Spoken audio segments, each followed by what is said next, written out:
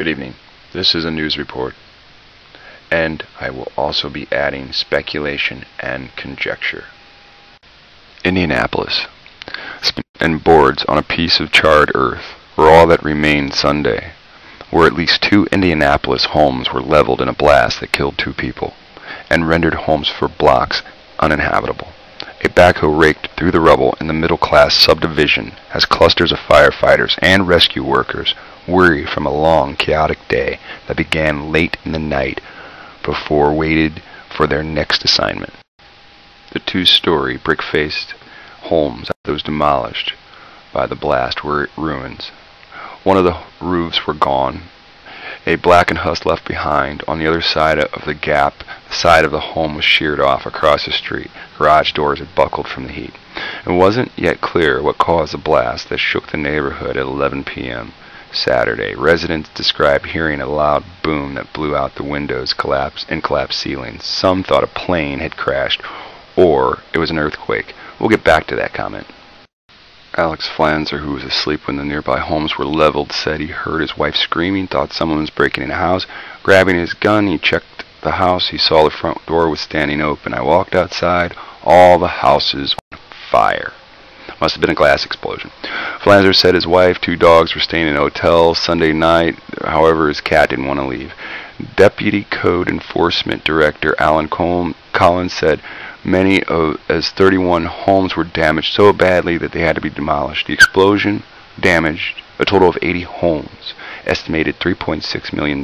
Some residents were allowed to return to their homes and retrieve a few belongings, hopefully gold, silver, and weapons.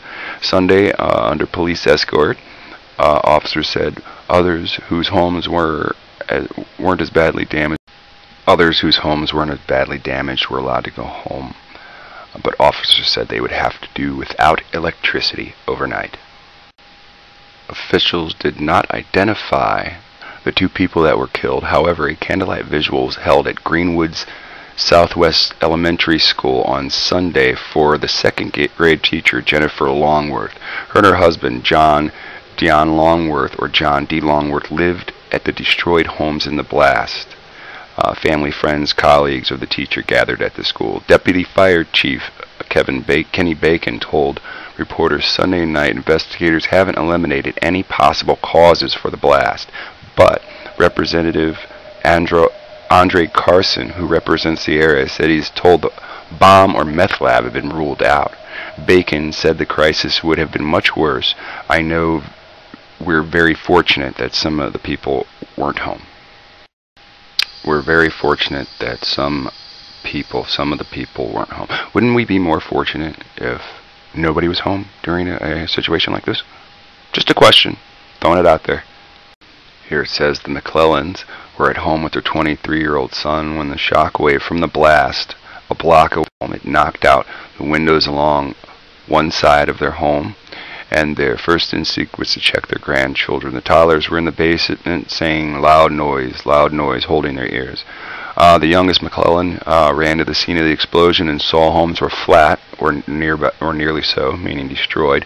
Somebody was trapped inside one of the homes. The firefighters were trying to get him. I don't know if he survived. He was ordered to leave the area. Once the flames were out, firefighters went through and what was left of the neighborhood, one home at a time, in case people had been left behind. Fire Lieutenant Bonnie Hensley said they used searchlights until dawn as they peered into ruined buildings. Here it says, along with 2 people killed, 7 people were taken to the hospital with injuries. Bacon says everyone else was accounted for. 4 of the minor injuries. Kozadine, a spokesperson for Citizens Energy, said the utility had not received any calls from people smelling natural gas in the area. So there's no natural gas in the area. Most of the time it's a gas leak, so they know it's not a gas leak. Carson said officials from the National Transportation Safety Board and the Federal Department of Transportation, which had oversight over pipelines, were also sending investigators. Dan Abel, 58-year-old state employee who lives from the 2 homes that exploded, said his first thought was that a plane had hit his house. The man says the blast was a sound I've never heard before. It was so loud, he said, his windows blew out and the bedroom ceiling collapsed on his wife, Jan. He pulled her out and they went outside. Both houses across the street were on fire, basically just a rubble on fire.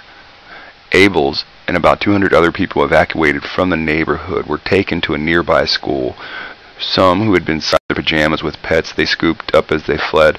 Others had to leave their animals behind.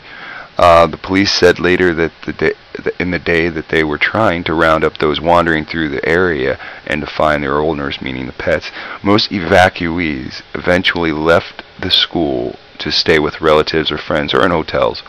The relief operation was later moved to a church a few blocks away where residents could find supplies including blankets, shoes, diapers, canned goods, and a teddy bear.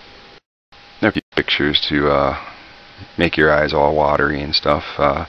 First off, I'd like to say in the second paragraph of the article, quoting the author here, some, meaning some of the residents, some of the 80 residents that had to leave their homes, thought it was a plane crash and some thought it was an earthquake. So Len's comments at the end of the article, he states it sounded like the airplane hit his home. An airplane hit his home.